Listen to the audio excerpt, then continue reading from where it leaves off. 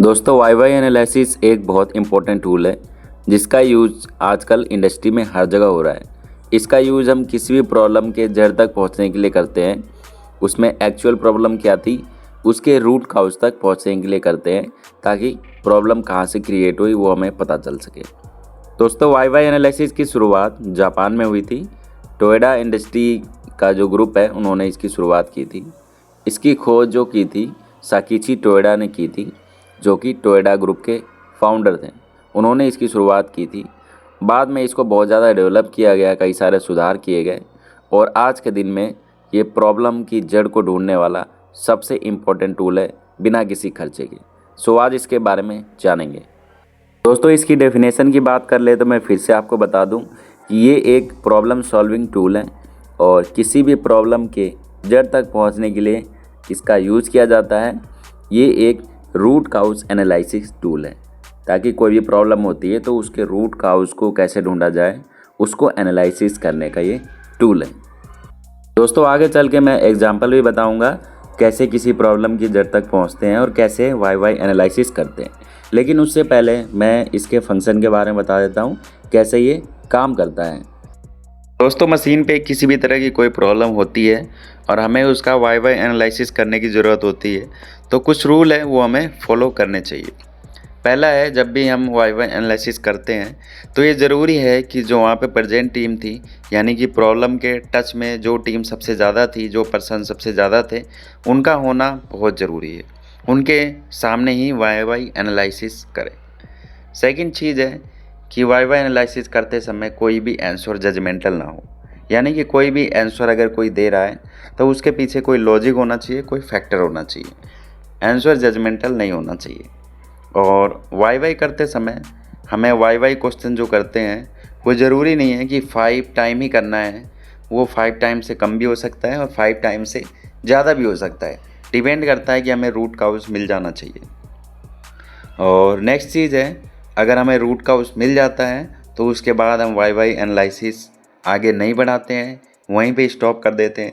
चाहे वो 3 वाई में हो जाए, चाहे वो 4 वाई में हो जाए, चाहे वो 5 वाई से ज़्यादा भी जाता है तो हमें वहीं पे स्टॉप कर देना है।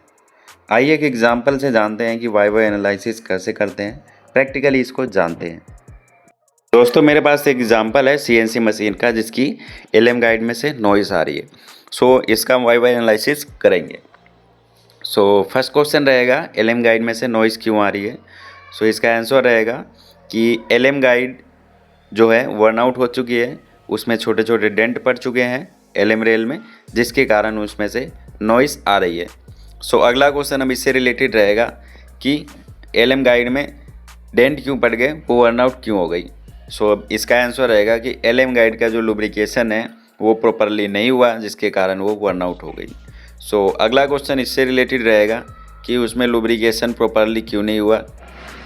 देन उस प्रॉब्लम को ढूंढने के बाद हमें पता चलता है कि लुब्रिकेशन सिस्टम प्रॉपरली काम नहीं कर रहा था, जिसके कारण लुब्रिकेशन नहीं हुआ और एलएम गाइड ख़राब हो गई। अगला क्वेश्चन रहेगा कि लुब्रिकेशन सिस्टम सही से काम क्यों नहीं कर रहा था। देन हम उसका आंसर ढूंढेंगे तो हमें पता चलता है कि लुब्रिकेशन लाइन जो है एलएम गाइड के लिए वो चौक हो गई, उसमें कंटामिनेशन आ गया, जिसके कारण लुब्रिकेशन प्रॉपरली नहीं हुआ और लुब्रिकेशन की लाइन जो है वो चौक हो गई।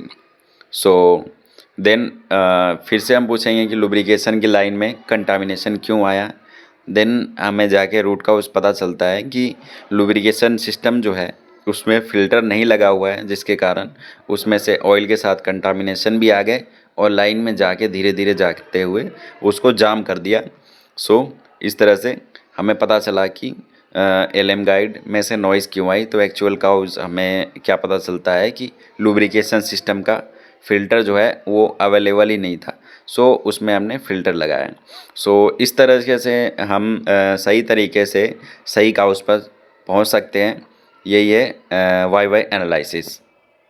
दोस्तों आपकी रेफरेंस और अच्छी अंडरस्टैंडिंग के लिए मेरे पास एक और एग्जांपल है जिसको हम प्रैक्टिकली समझेंगे और उसका वाई वाई एनालिसिस करेंगे। प्रॉब्लम है कि मशीन की जो कूलेंट मोटर है वो ओवरहीट हो रही है। फर्स्ट वाई वाई क्वेश्चन है, मोटर ओवरहीट क्यों हो रही है। इसका आंसर है कि मोटर की बेरिंग ख़राब हो गई है।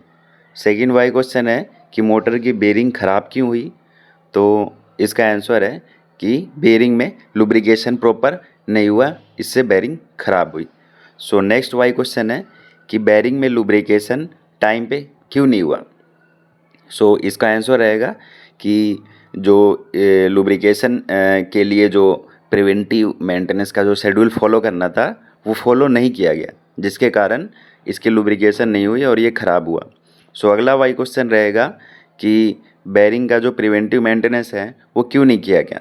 सो इसका आंसर है कि जिस ऑपरेटर को, जिस टेक्नीशियन को इसका प्रिवेंटिव मेंटेनेंस करना था वो अवेयर नहीं था, उसने स्किप कर दिया, जिसके कारण इसका प्रिवेंटिव मेंटेनेंस नहीं हुआ और इसके कारण ये समस्या क्रिएट हुई।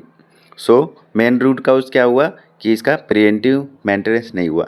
अब इसका एनालिसिस करके इसकी प्रॉब्लम की सॉल्व तक, इसके सोल्यूशन तक जाएंगे कि प्रिवेंटिव मेंटेनेंस क्यों नहीं हुआ। तो इसके काउंटर मेजर में उसके ट्रेनिंग शेड्यूल बनाएंगे, उसके रिमाइंडर बनाएंगे ताकि अगली बार से स्किप ना हो। जितने भी हमारे पास सुपरवाइज़र हैं, टेक्नीशियन हैं, इंजीनियर हैं, उन सब की ट्रेनिंग करवाएंगे कि क्यों हमें प्रिवेंटिव मेंटेनेंस करना ज़रूरी है और कब करना है, कितने फ्रीक्वेंसी में करना है, ताकि अगली बार समस्या क्रिएट ना हो। दोस्तों मैं यहाँ पे एक छोटी सी बात बताना चाहूँगा। दोस्तों ये डॉक्यूमेंटल काम है, ये एक ट्रेनिंग का काम है, ये एक अंडरस्टैंडिंग का काम है और ये डॉक्यूमेंटेशन वाला काम है, जिसको करने से सभी लोग पीछे भागते हैं, डरते हैं, कैसे होगा, कैसे नहीं होगा, कैसे इसका वाइव एनालिसिस करेंगे। सो इसको समझने की ज़रूरत है। ये बहुत ज़्यादा सिंपल है, इतना कॉम्प्लिकेटेड नहीं है, ये बहुत सिंपल है, बहुत आसान तरीके से कर सकते हैं। आप घर पे इसकी प्रैक्टिस करें 2-3 प्रॉब्लम को लेकर, आप देखेंगे कि कितनी आसानी से हो जाता है। जबकि हम इस वाई एनालिसिस को करने से डरते हैं, पीछे भागते हैं कि नहीं हम नहीं करेंगे, आप कर दो। तो हमें ऐसा नहीं करना चाहिए, डॉक्यूमेंटेशन में आगे रहना चाहिए। दोस्तों मैं एक बड़ी कन्फ्यूज़न और क्लियर कर देता हूँ। Why analysis, root cause analysis, 5Y analysis तीनों एक ही चीज़ है, अलग चीज़ नहीं है। नाम अलग अलग है लेकिन तीनों एक ही चीज़ है। दोस्तों वीडियो में मैंने सारी जानकारी देने की कोशिश करी है, फिर भी कोई क्वेश्चन, कोई क्वेरी रह जाता है तो प्लीज़ कमेंट करें, मैं उसका आंसर करूँगा। Thank you for watching. Don't forget to subscribe channel machine maintenance. Have a good day.